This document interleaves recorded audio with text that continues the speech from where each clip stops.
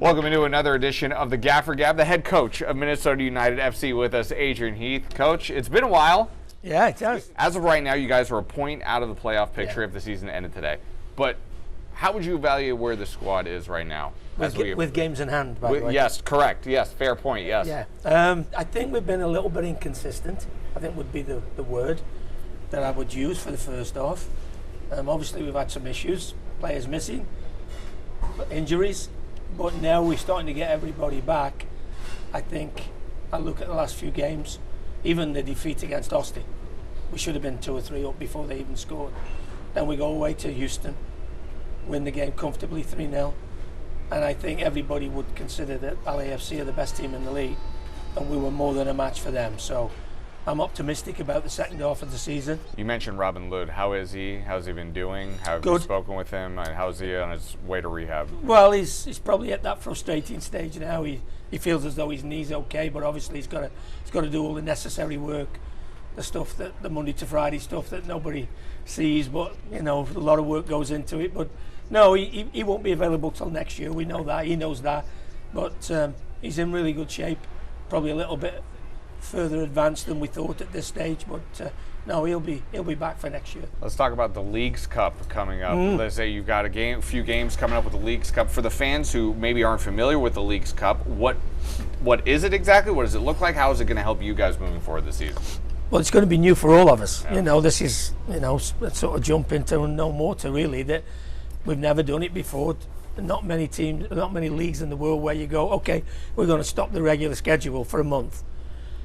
I personally am quite excited about this because I think this will grow, because I'm not the only one who's not noticed that the Mexican and US rivalry is probably the biggest that it's ever been. And I think the reason behind that is that I don't think the US have ever been closer in terms of taking them on. I think, what have they won? The last 5, I think? Yeah, something like that. So, and I think also now you're starting to see Seattle the year before, LA went all the way in the Champions League. So really looking forward to the competition. How much do you look forward to the Women's World Cup? I love all football, World Cup especially. Takes on a different slight for people like me now, because for the first time in my lifetime, actually England have got a team that's capable of doing something. We have a realistic chance of going really deep in the competition. And obviously I've got the fallback of the US if England don't do it, but it's a pretty good fallback. Yeah, it is. Yeah. Last 2 winners. Yeah. Last 2 winners. Yeah. The band Oasis sings Wonderwall for you guys at the end of every win that you have at home.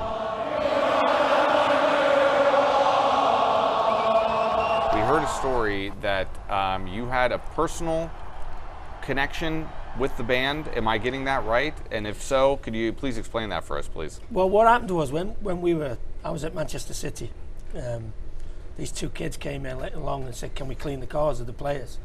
So we said, yeah. It was strange then. We didn't know who they were. They were just 2 kids cleaning the cars. Anyway, it turns out it was Noel and it was Liam.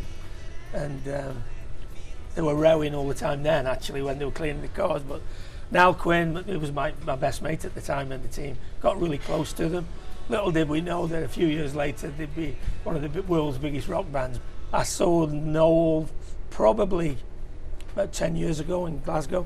I went to watch Celtic play, and we were sort of reminiscing about the old days at Main Road. So he's a huge football fan, and probably City's biggest fan as it happens. I just want to make sure I'm getting this right. They just came up and asked if we could clean the players' cars? Yeah, that's it. They were sort of struggling musicians at the time.